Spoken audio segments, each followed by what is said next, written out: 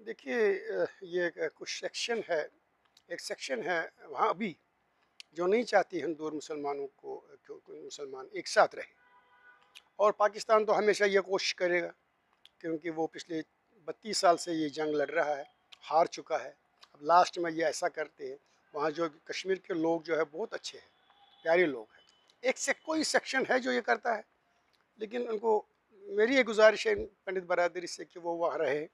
और गवर्नमेंट से भी गुजारिश करता हूँ कि हमने उनको जब वहाँ भेजा था उन दिनों ये फैसला हुआ था सरकार के साथ कि इनको डिस्ट्रिक्ट हेड क्वार्टर में रखा जाए। और बदकिस्मती से इनको गाँव में भेजा, दूर दराज इलाकों में भेजा, जो इनको काफ़ी परेशानी है सिक्योरिटी की। हमने कहा था डिस्ट्रिक्टों में ऐसा नहीं होता, डिस्ट्रिक्ट लेवल पे जो जाते हैं नौकरी करते। और मेरी फिर गुजारिश है उन पंडित बरादरी के लोगों से कि वो रहे और कोशिश करें, क्योंकि लोग ठीक है, आपके लोग ठीक है। कुछ लोग शरारती तबका है, उनसे सरकार को निपटना चाहिए। ये घर वापसी तब हो सकते हैं जब वो हमसे बात करे, वहाँ के लोगों से बात करे। हमने हमने एक एपेक्स कमेटी बनाई थी जिसमें 30 लोग थे कश्मीरी माइग्रेंट्स। हम जब भी बात करते तो गवर्नमेंट से बात करते कैसे जाएंगे, किन हालात में जाएंगे। आज तो ये वहाँ से ही ऑर्डर निकालते ये करो। अरे हमसे तो पूछो, जिसको जाना है। मुझे देखना मैं बिजबिहारा जाऊँ या श्रीनगर में रहूँ या आपके ट्रांजिट कैंप में रहूँ, इसके लिए उनको माहौल पहले ग्राउंड ग्राउंड ठीक करना पड़ता है। ये नहीं ऊपर से ऑर्डर ठोक दिए, वहाँ लोग कहते आ रहे आ रहे। किस तरह का खौफ है आप में अब ये जो रीसेंट किलिंग?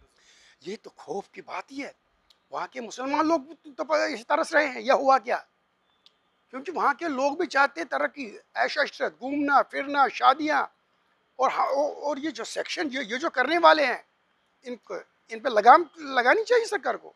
सरकार नाकाम हुई है। आप कितने सालों से यहाँ रह रहे हैं? मैं तो 32 साल से यहाँ हूँ और मैं पिछले 10 साल से आता जाता था। मैं आज भी जाता हूँ, बिजबिहारा जाता हूँ, अनंतनाग में जाता हूँ। लेकिन ये जो कुछ भी हो रहा है, इसको रोकना पड़ेगा सरकार को। ये ठीक नहीं है। ये कश्मीर के लिए ठीक नहीं है। इवन ये कश्मीरी मुसलमान के लिए भी ठीक नहीं है और न कश्मीरी पंडित के लिए ठीक है। जो कुछ ये हो रहा है, यह नहीं होना चाहिए। ये बड़ा अफसोस की बात है। मैं बेसिक कश्मीरी पंडित हूँ। मैं जम्मू में राज वजीर हूँ इधर तालाबतुल्लु में। पिछले 30 साल से हम यहाँ रहे हैं।